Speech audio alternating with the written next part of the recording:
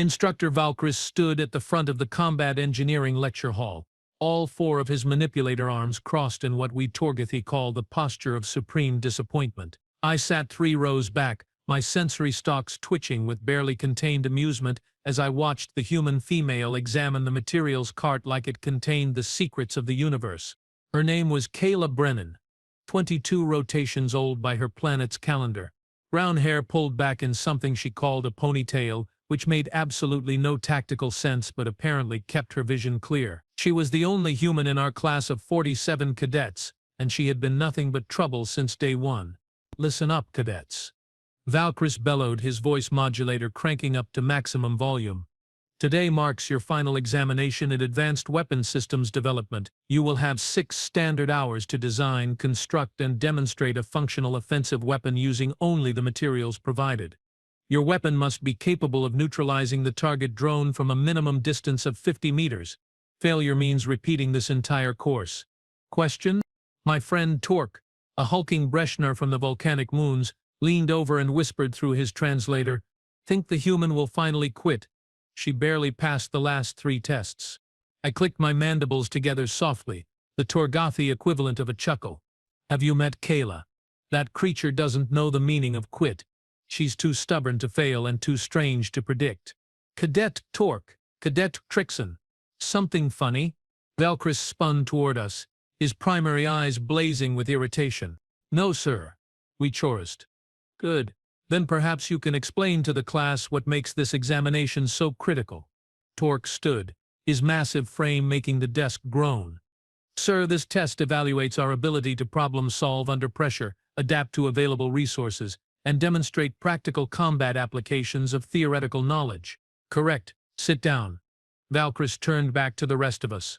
"The Galactic Coalition Military Academy does not graduate cadets who cannot think on their feet. Out in the field you won't have access to fancy fabricators or unlimited supplies. You work with what you have or you die. Simple as that." I noticed Kayla hadn't even looked up from the materials cart. She was running her fingers, those bizarre 5-digited appendages, over what looked like synthiwood strips and polymer cordage. Her expression was utterly unreadable by any civilized species standards. "Your time begins now." Valkyris activated the chronometer, and the hall exploded into activity. All around me, cadets rushed to the supply stations. The Vexillons immediately started assembling plasma projectors. The Korthans began wiring together energy nets. My own people, the Torgathi, favored sonic disruptors, so I grabbed the necessary crystalline matrices and frequency modulators. Kayla, however, just stood there, staring at the supplies like she was trying to decide what to eat for her midday meal. "Hey, human," one of the Vexillon twins called out, his translator dripping with mockery. "Need help understanding how technology works? I know your species only just figured out faster-than-light travel a few decades ago." Kayla's head turned slowly, and she smiled. That predatory expression that showed her flat, grinding teeth. It still unsettled me after 3 months of classes together. "Thanks, Kelvin. But I think I have got it figured out. It's Kelvar. You primitive." "Sure, Kevin. Good luck with your project." I had to stifle another mandible click. The human had a gift for mispronouncing names in ways that seemed almost deliberate.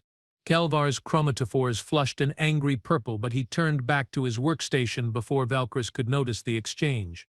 2 hours into the examination, the workshop hummed with the sounds of construction. Welding torches hissed. Energy coils whined. Fabrication units churned out precision components. Everyone was deep into their projects. Everyone except Kayla. She had collected her materials within the first 20 minutes: synthiwood strips, polymer cordage, some lightweight metal shafts, adhesive compounds, and strangely, a bundle of what looked like decorative feathers from the arts and crafts section. Then she had simply sat down at her workstation and started whittling the wood with a small blade. Whittling. By hand.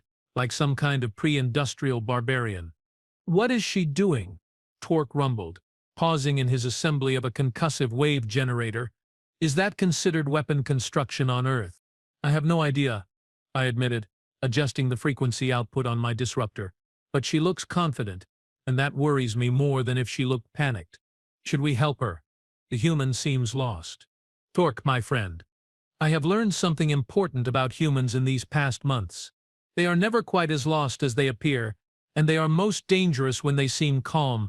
3 hours in, Valkyris began his rounds, inspecting each cadet's progress. He stopped at Mirana's station, a brilliant syntherian whose multi-limbed coordination allowed her to assemble a railgun accelerator with frightening speed. Excellent work, Cadet Mirana.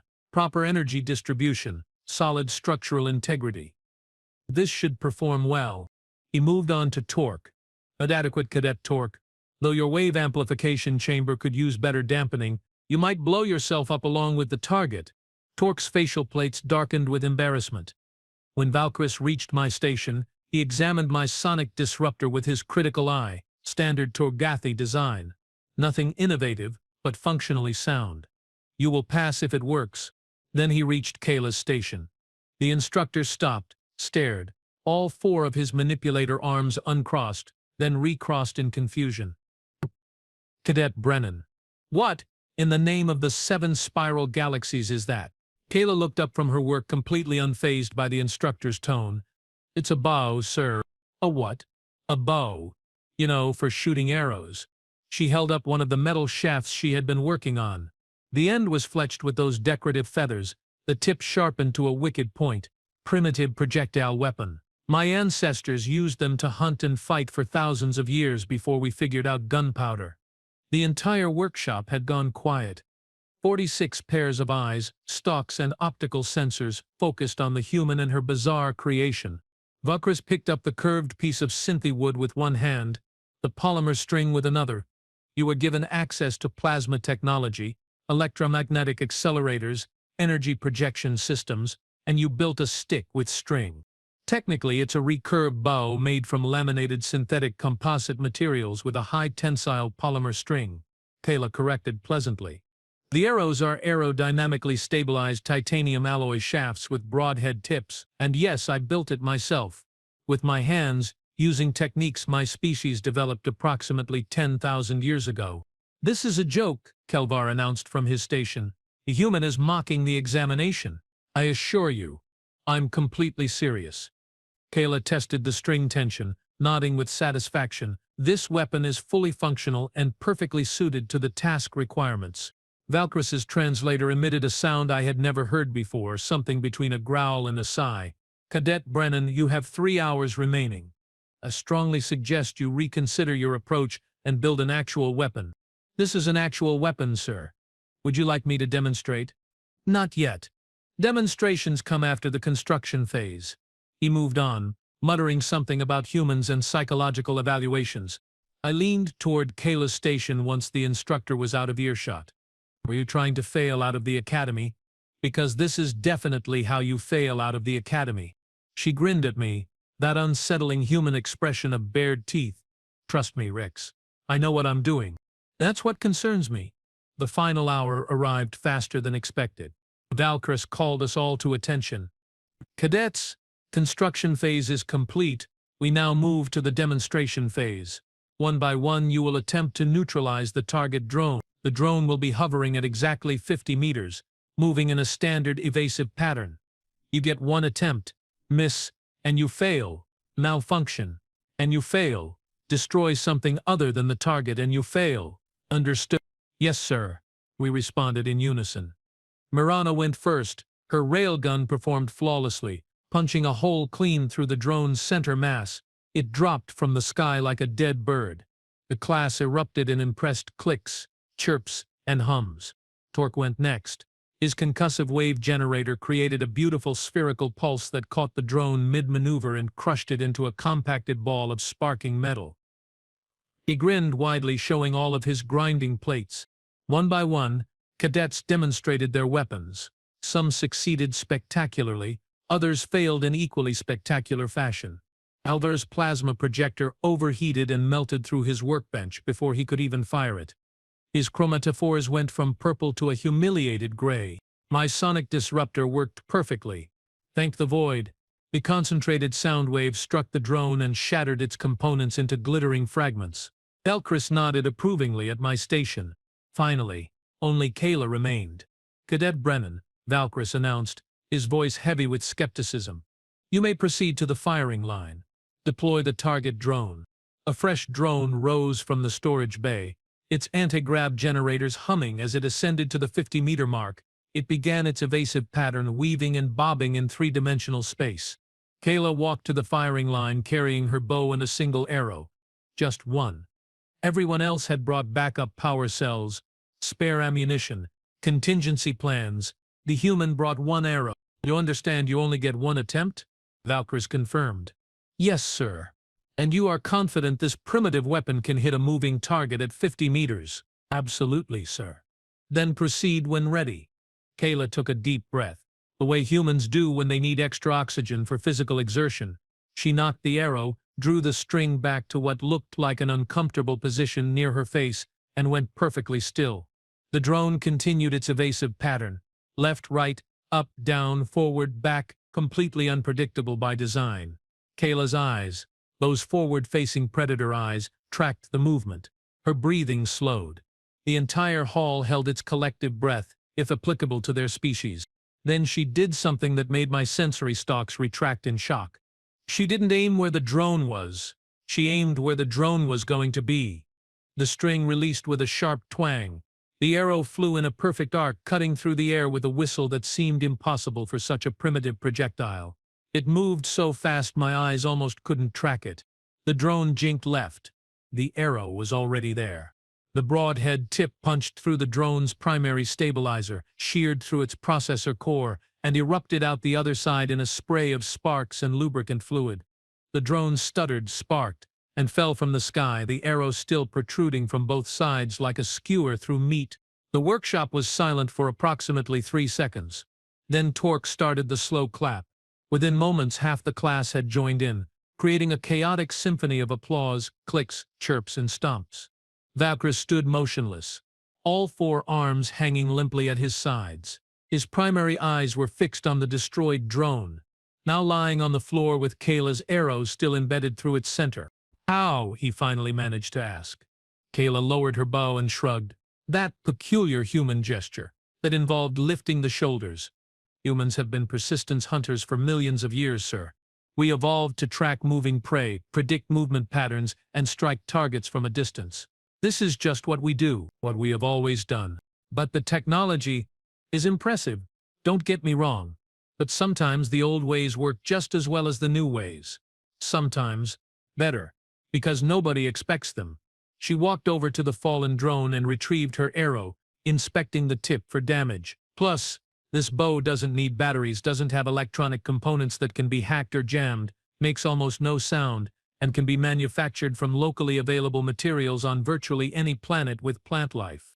Valkyrie opened his mouth, closed it, opened it again. That was a 1 in 1,000 shot. Want me to do it again? Kayla offered cheerfully. That won't be necessary. The instructor pulled himself together, reassuming his posture of authority. Cadet Brennan, you have successfully completed the examination with full marks. Your weapon demonstrated creativity, functionality, and effectiveness. Well done. The class erupted in another round of applause. However, Valkyries continued and the applause died down. I am writing a formal recommendation that human combat doctrine be included in the academy curriculum immediately. If one human with a primitive weapon can best our standard defensive drones, we need to understand how your species approaches warfare. Kayla's expression shifted, becoming more serious. Sir, with respect, you really don't want to understand how humans approach warfare. We have been doing it to each other for our entire history. We are exceptionally good at it, and exceptionally creative about it. Trust me, when I say that bow and arrow is one of the gentler options. That statement hung in the air like a threat. I watched Valkyrie's expression cycle through several emotions that his species usually kept hidden. Curiosity, concern, something that might have been fear. Noted, cadet. Class dismissed. Congratulations to those who passed. To those who failed, better luck next semester. As we filed out of the workshop, I caught up with Kayla in the corridor. That was incredible, but also terrifying. Mostly terrifying. She laughed, that barking sound humans make when amused. Thanks, Rix. I have been practicing for weeks. Had to special order the materials from the recreation department because weapons fabrication wouldn't let me access their supplies for a, quote, Non-viable, antiquated design. Where did you learn to shoot like that? My grandmother taught me when I was 8 years old. She was a championship archer back on Earth. Said every person should know how to use at least one weapon that doesn't rely on electricity or fuel. Ayla slung the bow over her shoulder. Turns out Grandma was right again. Torque joined us, ducking through the doorway with his usual grace, which is to say none at all. I have a question. If that is your primitive weapon, what are your advanced weapons like? Kayla's smile faded slightly. Torque, humanity didn't join the Galactic Coalition because we wanted to share our weapons. We joined because we wanted to stop using them on each other. Some things are better left in the past. But trust me on this one. You don't want to know. We walked in silence for a moment, heading toward the commissary. Other cadets passed us in the corridor, many nodding or offering congratulations to Kayla. Word traveled fast in the academy. You know what the worst part is? I mused aloud. Everyone's going to remember this. The human who brought a bow to a weapons test and won. You have just become a legend. Great. Just what I needed. More attention. But she was smiling again. At least I passed. I was genuinely worried about this exam. You were worried? You looked completely calm. That's because I was too terrified to show fear. Basic survival instinct. You look confident. Sometimes people believe you are confident, and then you start believing it yourself. That was perhaps the most human thing I had ever heard. We entered the commissary, which was already buzzing with news of the examination results. The moment we walked in, conversation stopped. Heads, sensors, and stalks turned in our direction. Kelvar approached our table, his chromatophores now displaying what I recognized as an embarrassed yellow-green. Renan, that was impressive. I apologize for earlier comments. Your weapon was more effective than mine. Kayla accepted the apology with a nod. No hard feelings, Kelvar. We all did our best with what we knew. How long did it take you to learn that skill? About 14 years of practice. Started when I was 8. Like I told Rix, stopped for a while during university, picked it up again when I joined the military. 14 years. Kelvar's eyes widened in disbelief. You spent 14 years mastering a primitive weapon. Humans are patient when it comes to the things we care about. We are also stubborn. Very, very stubborn. I chewed on my nutrient cube, processing this information. 14 years to master one weapon. Most galactic species learn to use standard military equipment in a few weeks of training. Humans apparently spent years perfecting techniques their ancestors invented before they even discovered fire. Can I ask you something? Mirana joined our conversation, her delicate frame settling into a chair designed for her species. Why did you choose the bow? You had access to everything we had. You could have built a plasma weapon, an energy projector, anything. Kayla considered the question carefully. 2 reasons. First, I wanted to prove that human ingenuity doesn't always require the most advanced technology. Sometimes the simple solution is the best solution. Second, I wanted to honor my ancestors. They survived and thrived with weapons exactly like this.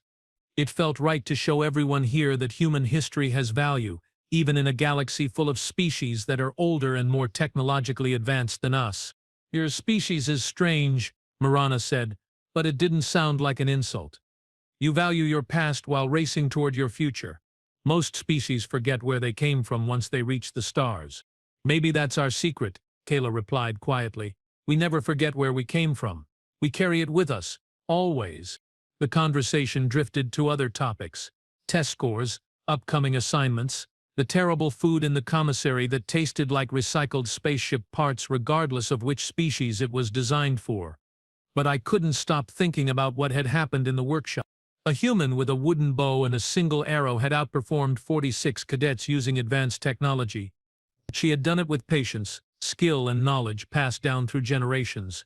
She had turned a primitive weapon into a symbol of something larger, something that spoke to the very nature of her species. And she had done it while making it look effortless.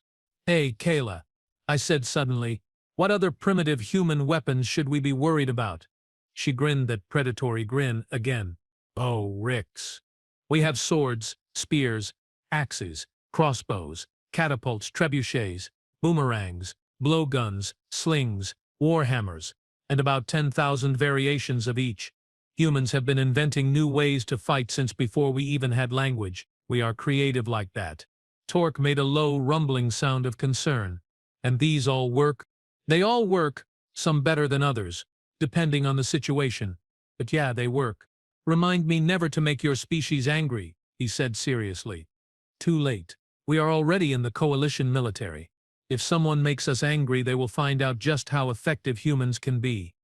She paused, then added with a laugh, but don't worry, we are on your side now. We save our creativity for the enemy. That should have been reassuring. Somehow it wasn't. As we finished our meals and prepared to head to our next class, I reflected on the day's events. The Galactic Coalition had welcomed humanity into the fold 3 decades ago, thinking they were gaining another civilized species, another addition to the vast collection of star-faring peoples. What they didn't realize was that they had invited a species of persistence hunters, problem solvers, and survivors. A species that had clawed its way to the top of its planet's food chain not through strength or speed, but through intelligence, endurance, and sheer stubborn determination. A species that could take a piece of bent wood and string, a weapon their ancestors used before they even had metals, and use it to outperform technology developed by civilizations millions of years old. Humanity, it seemed, was full of surprises. And if today was any indication, the galaxy was in for quite a shock once more humans started graduating from the academy and entering the coalition military. I just hoped I lived long enough to see it. But first, we had advanced tactical theory in 15 minutes, and Professor Delthrax didn't tolerate tardiness from anyone, human or otherwise. Come on, I said to my friends, we should get moving. Kayla grabbed her bow and followed us out of the commissary, already the subject of at least a dozen conversations happening around us. The human who brought a bow to weapons class. The human who proved that old doesn't mean obsolete. The human who reminded everyone that sometimes the simplest answer is the right answer. Tomorrow, the instructors would probably implement new testing protocols to prevent cadets from using primitive weapons in future examinations. Or maybe they would do the opposite and encourage it, trying to learn how human thinking could improve coalition military doctrine. Either way, Kayla Brennan had just changed things at the academy. She had shown everyone that humans brought more than just enthusiasm and determination to the coalition. They brought perspective, history, and a completely different way of approaching problems. And they brought bows. Apparently, the galaxy was definitely in for an interesting few decades. 3 weeks after Kayla's legendary bow demonstration, life at the Galactic Coalition Military Academy had returned to something resembling normal. Except now, everywhere I went, cadets were talking about primitive weapons, human history, and whether low-tech solutions could solve high-tech problems. The maintenance crew had even found 2 cadets trying to build what they called a catapult in the engineering workshop. Spoiler alert, it didn't work, and nobody was injured, but the ceiling still had a dent shaped suspiciously like a vexillon. Kayla, for her part, had become something of a minor celebrity. She handled it with the same casual confidence she handled everything else, which is to say she mostly ignored the attention and focused on her studies. "Good morning, Rix," she greeted me as I entered the advanced tactical theory classroom. She was already seated, reviewing her datapad with that intense focus humans get when they are actually interested in something. Ready for Professor Delthrax's midterm? I settled into my seat, my sensory stalks drooping with exhaustion. No. Absolutely not. I studied for 6 hours last night and I still don't understand the Threxian maneuver. How does anyone successfully coordinate its 17 fleet movements simultaneously? Practice and coffee, Kayla said. Mostly coffee. Have you tried coffee yet? I can get you some from the human supplies. The last time Torque tried human coffee, he didn't sleep for 3 days and started seeing geometric patterns that don't exist in normal space. I will pass, thank you. She laughed. Fair enough, not everyone can handle Earth's favorite legal stimulant. Professor Delthrax entered the classroom precisely on time, as always. The Krellian professor was ancient by any species standards, his carapace marked with the scars of actual combat from the Coalition's early wars. He commanded respect not through volume or intimidation, but through the quiet certainty of someone who had seen everything and survived to teach about it. "Good morning, cadets," he said, his voice translator rendering his clicks and whistles into perfectly clear galactic standard. "Today's midterm examination has been modified due to recent events." I felt my sensory stalks perk up with alarm. Modified exams were never good news. Instead of a written test on tactical theory, you will be participating in a live simulation exercise. You will be divided into teams of 5 and given a tactical scenario to resolve. Your performance will be evaluated based on strategy, execution, adaptability, and results. Murmurs rippled through the classroom. Live simulations were usually reserved for final examinations, not midterms. However, Delthrax continued, and the murmurs died down, there is a complication. Due to a systems malfunction in the simulation core, you will not have access to standard military equipment. You will need to improvise with limited resources. Consider this a test of your ability to adapt when circumstances are less than ideal. I glanced at Kayla. She was smiling. Of course she was smiling. This was exactly the kind of challenge humans seem to thrive on. Teams will be assigned randomly, Delthrax announced. Activating the classroom's holographic display, names began appearing in groups of 5. My name appeared with Kayla's. Also on our team, Torque, Mirana, and a Syntherian combat specialist named Vex. Not a bad team, actually. Good mix of skills. Other teams formed around us. Kilvar ended up on a team with 4 other Vexilons. Another team was entirely Korthans. The randomization had created some interesting group dynamics. You have 30 minutes to plan your approach, Delthrax said. Then you will enter the simulation chambers. Your scenario will be revealed once inside. Dismissed to your planning areas. Our team gathered in one of the small conference rooms adjacent to the main classroom. The moment the door closed, everyone started talking at once. We need to establish command structure first, Vex said immediately. His Syntherian physiology gave him enhanced cognitive processing, which made him excellent at tactical planning, but occasionally insufferable about it. I recommend I take tactical lead, with Torque handling heavy assault, Mirana on technical systems, Rixon on reconnaissance, and Kayla on ranged support. Why do you get to be tactical lead? Torque rumbled. No offense, but you have never been in actual combat. Neither have you. We are all students. My people have a warrior culture going back 50,000 years. Strategy is in my genetics. Your people also have a tradition of charging directly at problems and hitting them until they stop moving, Vex countered. Not exactly subtle. Subtlety is overrated. I clicked my mandibles in frustration. Can we not do this? We have 28 minutes left, and we are already arguing about leadership. Rix is right, Mirana said softly.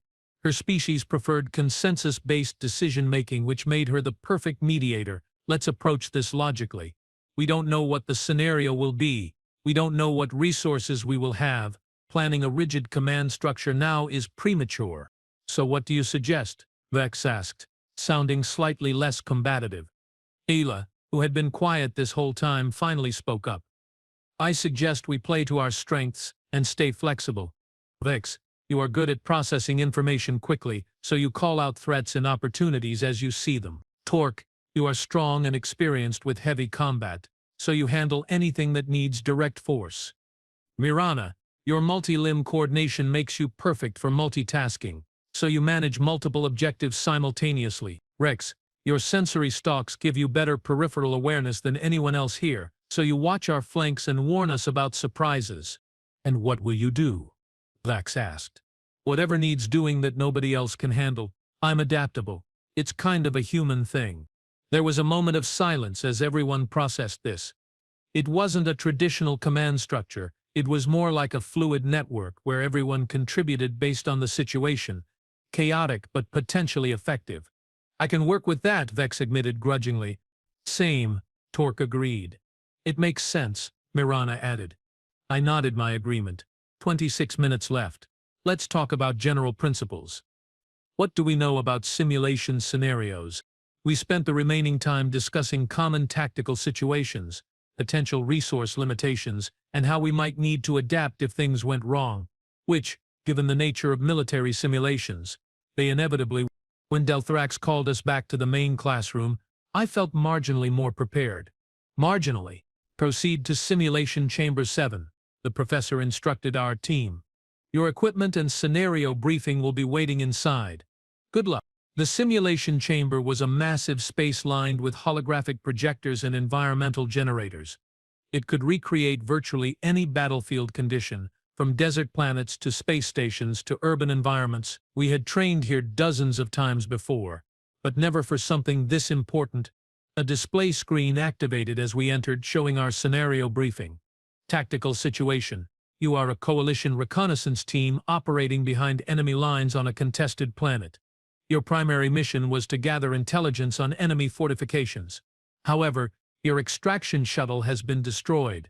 Enemy forces are converging on your position. You must reach the secondary extraction point, located 3 kilometers north through hostile territory, within 60 minutes. Failure means capture or elimination. Great, Vex muttered. A running firefight with limited time and no support. Resources available. The screen continued. Standard reconnaissance gear has been compromised. Available equipment, basic survival supplies, 1 damaged communication unit, environmental hazard suits, basic tools, and miscellaneous local materials. The equipment materialized on a table in front of us. It was exactly as described.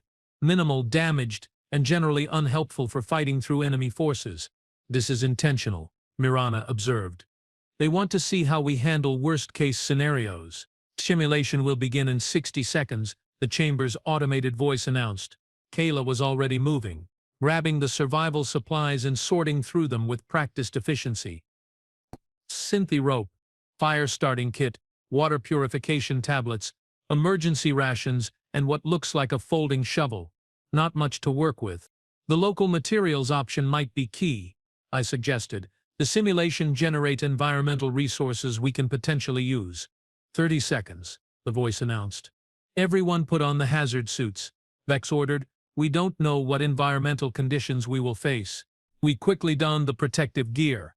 The suits were basic models, offering protection from harsh atmospheres and extreme temperatures, but nothing that would stop weapons fire. Simulation beginning. Good luck, cadets. The chamber transformed around us. Suddenly we were standing in a dense forest environment, the air thick with moisture and the sounds of alien wildlife. The sky above was a sickly green color, suggesting atmospheric differences from standard habitable norms. Spread out, Vex said quietly. 5-meter intervals. Rix, take point with your sensory stalks. Kayla, rear guard. Everyone else, middle formation. We moved quickly but carefully through the undergrowth. My sensory stalks extended to their maximum range, picking up heat signatures, motion, and electromagnetic emissions. The simulation was incredibly detailed. I could smell the vegetation, feel the humidity, hear the rustling of wind through alien trees. Contact, I whispered urgently. 3 hostiles 200 meters ahead, moving on an intercept course with our position. Weapons? Torque asked.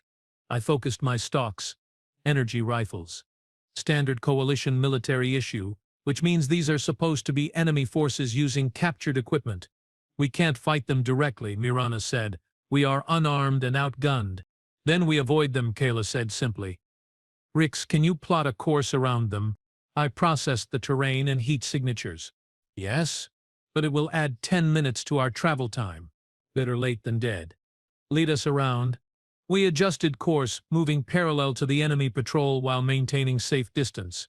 My stalks tracked their movements constantly, making sure they didn't deviate toward us. The forest was dense enough to provide cover, but one wrong move would expose us completely. 15 minutes into the simulation, we encountered our first major obstacle. Stop, I hissed. Everyone froze. Ahead of us, visible through the foliage, was a ravine approximately 20 meters wide and impossibly deep. The edges dropped off sharply into darkness. Our path forward was blocked. The simulation is forcing us into a decision point, Vex observed. Do we backtrack and find another route, or do we cross here? Backtracking will cost us time we don't have, Mirana said, checking her chronometer. We have used 16 minutes. We need to maintain pace or we won't reach extraction in time. Can we cross it? Torque asked, peering over the edge. I could maybe jump it with a running start, but the rest of you can't. The Synthy rope, Kayla said suddenly. She pulled it from the supply pack. It's rated for 2,000 kilograms. We can use it to swing across or create a bridge. There's nothing to anchor it to on the other side, I pointed out, and the trees here are too weak to support our weight. Kayla studied the ravine, her predator eyes scanning for options. Then she looked at the trees, the rope, and finally at Torque. I have an idea, but it's going to sound insane. Most human ideas do, I said. Tell us anyway. Torque, you are the strongest. Can you throw something heavy across the ravine and have it wrap around a tree on the other side? Maybe, if I had something heavy to throw. Use me. Everyone stared at her. Absolutely not, Vex said immediately. That's suicide. Actually, it might work, Kayla insisted. Tie the rope around my waist. Torque throws me across like a projectile. I grab onto a tree on the other side, secure the rope, and you all cross using it as a guideline. What if he misses? Mirana asked, her voice tight with concern. What if you can't hold on? What if the rope breaks? Then I respawn at the Academy Medbay and retake the exam next semester, Kayla said cheerfully. But I don't think that will happen. Torque has good aim, I have good reflexes, and the rope is rated well above what we need. Trust me. I wanted to argue. Every logical part of my brain said this was a terrible idea, but humans had a saying I'd learned recently. Fortune favors the bold. And if anyone embodied bold, it was Kayla Brennan. Do it, I said. But we are securing that rope with every knot we know. We tied the synthi rope around Kayla's waist using multiple redundant knots. Torque tested the length, measuring the distance with his experienced warrior's eye. Kayla stretched, loosened her muscles, and prepared herself like she was about to do something completely normal instead of being thrown across a deadly ravine. On three, Torque said, gripping her by the waist and the legs. 1, 2, 3. He threw her. I will never forget watching a human being launched through the air like a missile. Arms outstretched, expression focused and calm, the rope unfurled behind her in a perfect arc. She sailed across the ravine, impossibly fast and impossibly brave.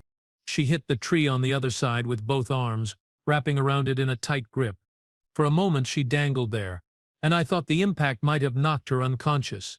Then she shifted, planted her feet against the trunk, and called back to us. Rope is secure. Come across one at a time. Vex went first, using the rope as a guideline and his multiple limbs to hand over hand his way across. Then Mirana, moving with her characteristic grace. I went third, trying very hard not to look down into the infinite darkness below. Torque came last, his massive weight making the rope sag dangerously, but it held. On the other side, we regrouped. Kayla was checking her suit for damage, seemingly unbothered by the fact that she had just been thrown across a ravine like cargo. That was the most terrifying thing I've ever witnessed, Mirana said, and I have watched Torque eat. Hey, Torque protested. Your table manners are frightening and you know it. Can we focus? Vex interrupted. We have used 28 minutes. We are barely halfway to extraction. Then we move faster, Kayla said, already jogging north, and we hope we don't run into anything worse than a ravine. Of course, we immediately ran into something worse than a ravine. Contact, I warned. Multiple hostiles, directly ahead, moving in patrol formation. At least 8 signatures. They are spread across our entire path. Can we go around? Torque asked. I extended my sensory stalks to maximum range. No, the terrain funnels us directly toward them. The simulation is forcing an engagement. We still don't have weapons, Mirana pointed out unnecessarily. Then we make weapons, Kayla said. She grabbed the folding shovel from the supply pack and started digging through the forest undergrowth, pulling up rocks, branches, and vines. Come on, people. If humans can do it, so can you. Time to get primitive. And just like that, 5 coalition military cadets found themselves crafting improvised weapons in the middle of a combat simulation. Torque found a massive branch that he could use as a club.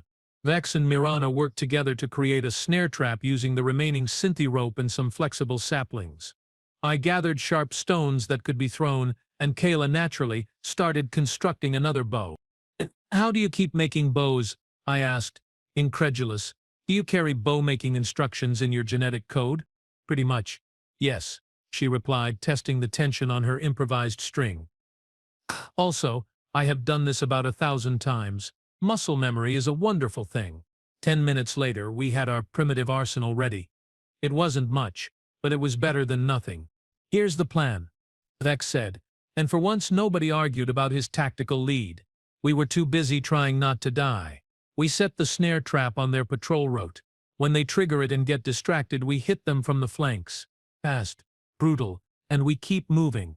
Don't try to fight them all. Just break their formation and run through. What if they shoot at us? Mirana asked. Then don't get shot, Kayla suggested unhelpfully. Ready? We set up the trap across the patrol road, concealing it with loose vegetation. Then we positioned ourselves on either side, hidden in the dense foliage. My sensory stalks tracked the approaching patrol. 8 humanoid figures in enemy combat armor, carrying energy rifles, moving with professional discipline. They reached the trap. The lead figure stepped directly into the snare. The sapling whipped upward, yanking the soldier off their feet and into the air. The patrol immediately went into defensive formation, scanning for threats. That's when we attacked. Kayla's improvised arrow took down the second soldier with a shot to the helmet's sensor array. Torque charged from the left, his massive branch club smashing into the third soldier with the force of a small vehicle. I threw my sharp stones at the fourth and fifth soldiers, hitting their weapons and causing them to fumble. Mirana used her multiple limbs to grapple with the sixth soldier, using superior coordination to wrestle their weapon away. The Vex tackled the seventh, his Syntherian strength, allowing him to disable the soldier quickly. The eighth soldier managed to get off several shots. Energy bolts seared through the air, missing me by centimeters. One caught Torque in the shoulder, making him roar in pain, but before the soldier could fire again, Kayla was on them, using her borrowed energy rifle like a club to knock them unconscious. Go, go, go! Vex shouted. We ran. Behind us I heard the patrol beginning to regroup. Ahead my sensory stalks detected the extraction point, finally within reach. We crashed through the undergrowth, abandoned subtlety for speed, and sprinted toward salvation. The extraction point was a clearing, with a landing pad. A simulation of a coalition shuttle sat waiting, its engines already warming up. We burst into the clearing with enemy forces less than a minute behind us. Everyone on board, Kayla yelled. We scrambled into the shuttle. The moment we were inside, the doors sealed and the craft lifted off. Through the windows I watched enemy soldiers emerge from the forest, firing uselessly at our ascending transport. Simulation complete, the automated voice announced. Mission success. All team members survived. Enemy engagement resolved with minimal casualties. Extraction achieved with 3 minutes and 47 seconds remaining. Evaluation in progress. The simulation faded. The forest, the enemies, the shuttle, everything dissolved back into the blank walls of the chamber. We were standing on solid ground, breathing heavily, covered in simulated dirt and vegetation. Did we just pass? Torque asked, checking his shoulder where he'd been shot. In simulation, it would have hurt. In reality, it was just a haptic feedback indicator.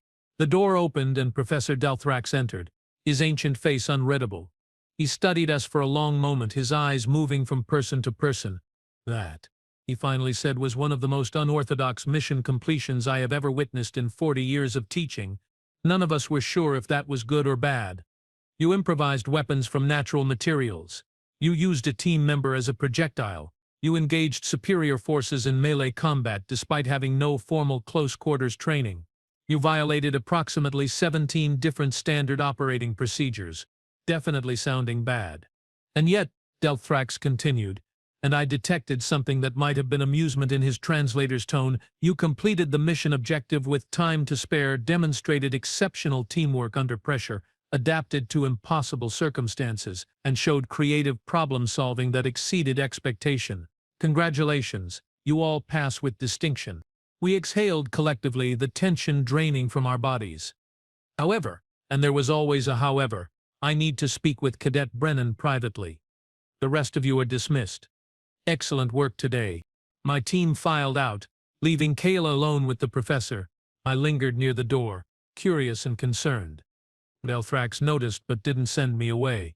Cadet Brennan, he began, you have been at this academy for 4 months. In that time you have consistently demonstrated that human approaches to problems differ significantly from established coalition methodologies. Your bow demonstration, your improvised weapons today, your willingness to be thrown across a ravine, these are not typical cadet behaviors. Sir, I was just trying to complete the mission using available resources. I understand that. What concerns me is that your species seems uniquely suited to warfare in ways we didn't anticipate when we accepted Earth into the coalition. Your people are creative, adaptable, and apparently comfortable with levels of risk that most species find irrational. Kayla met his gaze steadily. Sir, respectfully, humanity didn't spend thousands of years fighting each other because we wanted to. We did it because we had to. Because our planet was harsh and unforgiving, and the only way to survive was to get very, very good at solving problems with whatever we had available. We are creative because creativity kept us alive. We are adaptable because rigid thinking meant extinction, and we are comfortable with risk, because sometimes risk is the only path forward. Vilthrax was quiet for a moment. Do you know why I modified today's exam, Cadet Brennan? No, sir. Because 3 weeks ago you demonstrated something that made the entire Academy's teaching staff reconsider our assumptions about warfare. You showed us that advanced technology isn't always the answer. That sometimes the old ways work better than the new ways. That simplicity can defeat complexity if applied with skill and intelligence. Today's exam was designed specifically to test whether those principles could be applied more broadly, whether other species could learn to think like humans when necessary. Kayla looked surprised. Did they? Your team did. Remarkably well, actually. The other teams struggled. Most failed their scenarios entirely. Your team succeeded because you taught them in real time how to approach problems the way humans do, with creativity, adaptability, and managed risk. That is a valuable skill, Cadet Brennan, one that the Coalition military needs more of. Thank you, sir. I think. It's a compliment. Humanity is 3 decades into Coalition membership. You are still the new species, still learning how everything works. But you are also teaching us things we have forgotten or never knew. That exchange of knowledge is why the Coalition exists, to make all of us stronger through cooperation. He paused, then added, I'm recommending you for advanced tactical training. If you are interested, of course. Kayla's eyes widened. Advanced tactical training? Sir, I'm just a cadet. I barely passed most of my first-year courses. You barely passed because you were learning an entirely new paradigm of warfare, but you excelled when allowed to apply human thinking to military problems. I believe you have potential for command, Cadet Brennan, real command, where lives depend on your decisions. I will think about it, sir. Thank you for the opportunity. You are dismissed. And Cadet, tell your grandmother that her teachings are now part of Coalition military doctrine, whether she knows it or not. Kayla saluted and left the chamber. I quickly pretended I hadn't been eavesdropping outside. I heard everything, didn't I? I asked as we walked back toward the main building. Probably. You Torgati have excellent hearing. Advanced tactical training. That's impressive. Scary, but impressive. I haven't said yes yet. But you will, because you are human. And humans don't back down from challenges. She laughed. You know us too well, Rix. We walked in comfortable silence for a moment, processing everything that had happened. A midterm exam that turned into a survival scenario. Improvised weapons, saving the day. A human being thrown across a ravine, just another normal day at the Galactic Coalition Military Academy. Hey, Kayla, I asked. When you were flying through the air over that ravine, what were you thinking? She considered the question. Honestly, I was thinking that if this worked, it would make an amazing story to tell my grandmother. And if it didn't work, at least I'd die doing something interesting. You humans have a very strange relationship with mortality. We have a very practical relationship with mortality. Rix, we know we are going to die eventually. Might as well make the living part worth remembering. That was perhaps the most human philosophy I'd ever heard. And somehow it made perfect sense. As we rejoined the rest of our class, I realized something important. The galaxy had spent millions of years developing advanced civilizations, sophisticated technologies, and complex military doctrines. Humanity had spent a tiny fraction of that time learning to survive on a single planet using primitive tools and creative thinking. And somehow, impossibly, both approaches were equally valuable. The galaxy needed its advanced technology, but it also needed humanity's perspective, their adaptability, their willingness to throw themselves across ravines if that's what the mission required. 3 decades ago, the Coalition gained another member species. What they actually gained was a reminder that intelligence comes in many forms, that advancement isn't just about technology, and that sometimes the best solution to a problem is the simplest one. They gained humanity, and the galaxy would never be quite the same. I just hoped the galaxy was ready for it. Because if today was any indication, humans were just getting started. And that thought was both exciting and absolutely terrifying in equal measure.